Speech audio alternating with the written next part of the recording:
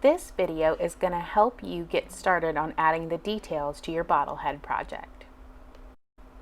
One thing you're always going to want to have out while you're working is your resources. So you have your sketches that you went off of, and then you also have your images. You never want to just resort to pulling from your brain some of the memories of what you think you know. You always want to look at the images. Otherwise, we're going to start to revert back to some symbolism, and we need to elevate these to the next level of creativity and craftsmanship. My project is going to be a llama librarian. So what I'm looking at in my photos and in my research is how exactly I'm going to start. And I'm going to start with the bottom-most layer of texture that is going to happen. Everybody's is going to be different. So I'll talk through mine, and then if you have individual questions, please reach out. I needed a general idea about where things were going to go, how far the shirt was going to go down, where the skirt was going to start. So I sketched on top of my plain ball in front of me so that I kind of had a guide. By sketching lightly on the top of my clay with a pencil, I was able to erase anything that I didn't like or wanted to switch up. My bottommost layer is going to be the sweater, because on top of the sweater is where the collar is going to go, and then I'll have the skirt that's going to look like it's kind of tucked in with the sweater. You need to hunt your house and find some textures that you might want to use. So I have a piece of lace right here. You could also use a stamp, just kind of anything that's going to leave a good impression on your clay. You might need that back of the wooden spoon to press in your texture to get that all over. We're going to be able to see all the way around our project, so make sure that you press the sweater design or whatever that initial clothing design is all the way around your entire piece. Don't worry about pressing your texture in over your sketch marks. They were just a guide for you. We're going to be layering on top of them soon anyway. The next piece to mine was to do her collar for my llama librarian. And to do so, I need to score and slip some of my extra clay on.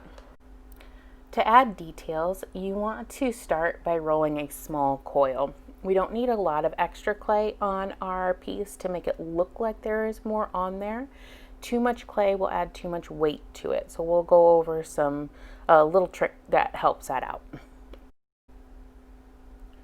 Start by scoring your coil, and then I want you to score where the part of the collar would be attached to it.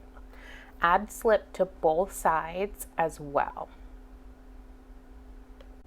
Then position the coil in the shape you would like the piece of clothing to be and start to smooth it out with your thumb.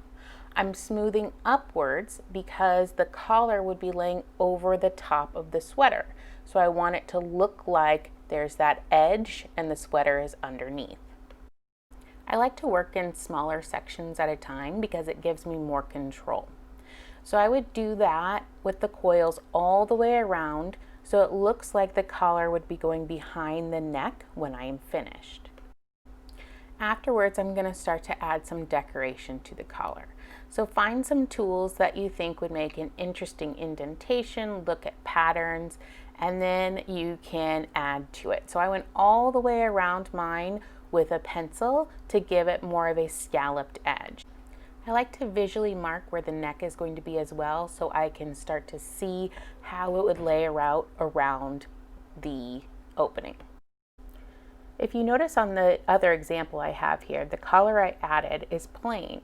I did do a ruffled edge around it. You're going to notice that the fewer details that you have, the more precise that they need to be. So be very careful to add things to get visual interest and don't detract.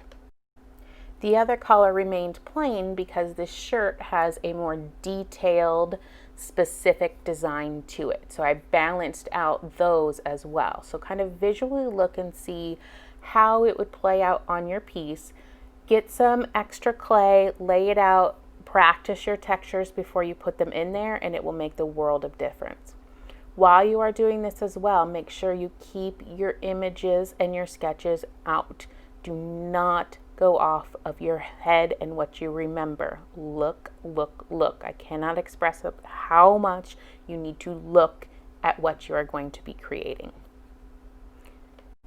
I will continue to provide video demonstrations about what we do in class, so take your time, do small sections before you move on, and ask me if you have any questions.